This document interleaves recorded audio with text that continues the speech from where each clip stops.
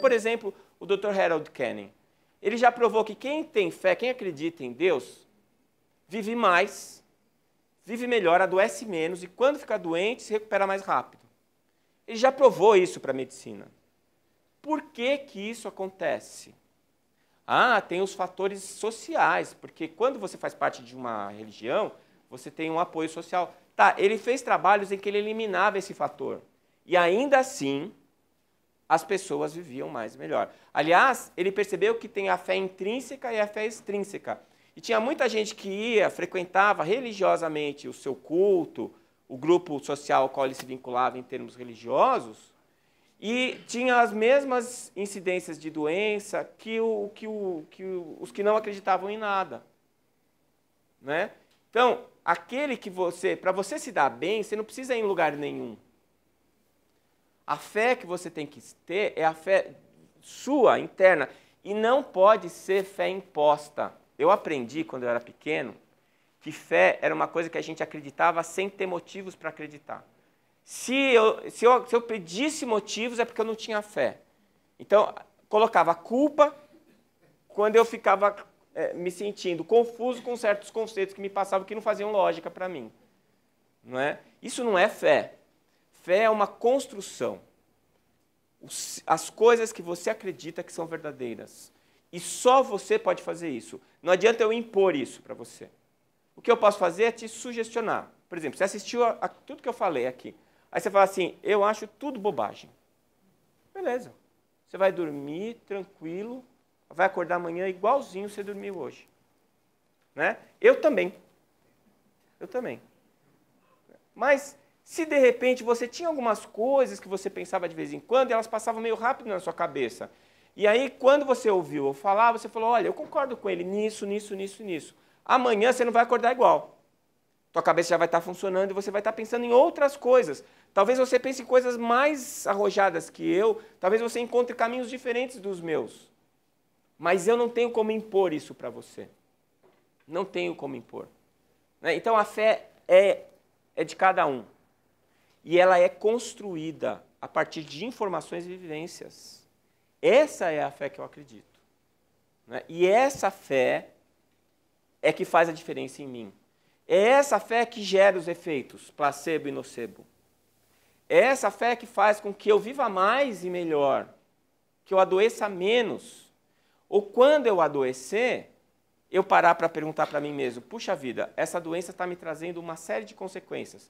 Por quê? É uma das coisas mais úteis que eu aprendi na minha vida. Todas as vezes que eu estou doente, ou estou passando uma situação muito difícil, eu pergunto, qual é a mensagem? Porque se passar aquilo tudo e eu não aprendi a mensagem que ela veio me trazer, eu vou ter que repetir aquilo. Eu não quero. Eu quero aprender de primeira tudo, rápido, que é para não sofrer. Porque não é o único jeito de aprender a sofrer. A gente vai chegar no momento que a gente consegue aprender sem precisar sofrer. A gente consegue aprender que não pode colocar o dedo na tomada sem nunca ter tomado choque. Não é possível isso? É possível. Apesar de muita gente não acreditar nisso. Muitos psicólogos não acreditarem, muitos antropólogos, muitos filósofos. Eu acredito nisso. A hora que eu atingir um certo nível de consciência, eu não preciso passar pela experiência de bater um martelo no meu dente para ver que ele vai quebrar. Eu sei que vai quebrar. Se eu vejo o outro sofrer com determinada situação, eu não preciso passar por aquilo para aprender.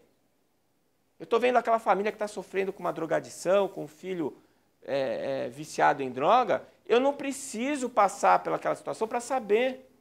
Uma vez eu ouvi um colega falar assim, a gente não pode falar sobre questões como o aborto, por exemplo, porque nós somos homens, só as mulheres podem falar. Bom, então não podia ter ginecologista homem. Ele não tem útero, não tem mama, como é que ele vai cuidar? Não existe isso. Na minha opinião, não existe. Na medida em que você tem o conhecimento, que você entende do panorama, né? Pediatra que não tem filho é proibido? Ele vai ser ruim porque ele não tem filho? Você precisa ser neurótico para ser psicólogo? Não é verdade? Bom, Não precisa. Não precisa. Então é isso, pessoal. Ó, desamor. O que é o desamor? É a perda de continuidade do tecido perispirítico pelo trauma causado pelas ações da alma. Quer dizer, eu tenho ações desequilibradas, eu estou gerando traumas no meu perispírito. O desamor é a perda da orientação dessa lei fundamental, que é a lei organizativa, que é o amor. Tá? Uma palavrinha que tem vários significados, né? Mas que, nesses termos, é o significado de orientação geral do universo. O tecido fisiopsicossomático seria o grande organizador celular e a lesão desse tecido é que provocaria as lesões neoplásicas. Então, o esgarçamento desse tecido leva à perda de contato com as células que deixam de receber o controle sobre a sua multiplicação, diferenciação e posição. Até o momento em que elas têm que parar de existir, a gente determina isso para elas. Não é? Até esse momento, a gente determina. A célula sabe quando terminou o período de vida dela. Né? A apoptose. Suicídio celular. Né? Então, tudo isso é comando. Comando que vem através de uma inteligência organizativa. Ficando à mercê do seu automatismo, alimentada por sua vitalidade e transbordando o modelo organizador biológico, tal como o sangue que transborda do vaso roto por um trauma que dissolveu a sua continuidade. Ou seja, como é que eu estou vendo? Lembra da malha rompendo e a célula saindo? É como o vaso que rompeu e o sangue vai sair por ali. Eu preciso de um mecanismo de coagulação. Então, o tumor ele seria como se fosse esse tampão que está travando, fechando aquele buraco. Né? Eu, como cirurgião, eu digo que eu faço terapia de obstrução. Né? Então, é assim, está vazando por aqui, eu vou lá e tampo. Aí começa a vazar por aqui, eu vou lá e tampo. Né? Vocês assistiram a Era do Gelo, aquele esquilinho? Então, ele coloca o dedo, coloca a noz, depois coloca o nariz. Aí, às vezes, tem paciente que eu me sinto igual o esquilinho, assim, não tem mais o que pôr, né? E o cara está transbordando por todos os lados. Quer dizer, aquele tecido perispirítico dele não tem mais jeito. Está lesado demais. Às vezes a gente nasce com algumas falhas nesse tecido. É nosso genoma perispiritual, né? Que já vem com essas coisas já lesadas.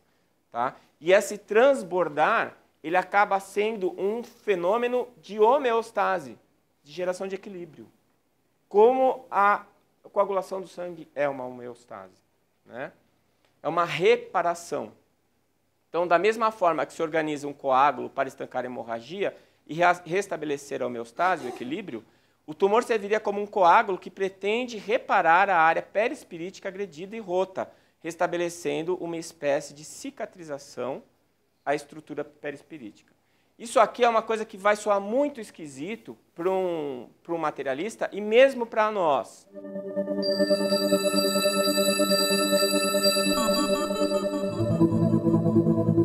Olha, eu acho que esse é um dos argumentos mais fortes em termos filosóficos para eu acreditar em reencarnação, né? Quer dizer, uma criança que praticamente não viveu nada e nasce com uma doença grave dessa, da onde vem isso? Né? Se você imaginar que aquela alma foi gerada naquele momento, que mal ela pode ter feito para sofrer aquela consequência?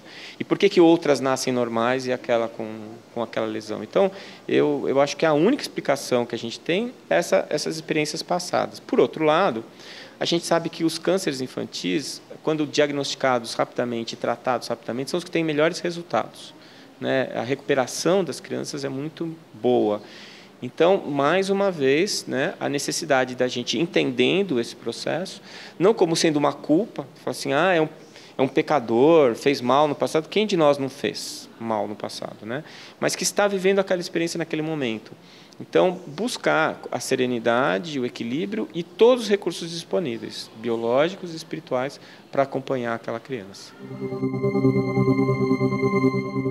O nosso programa de hoje chegou ao final, mas esperamos o seu comentário, a sua sugestão, que você pode mandar através do e-mail ciênciaeespiritualidade@tvmundomaior.com.br.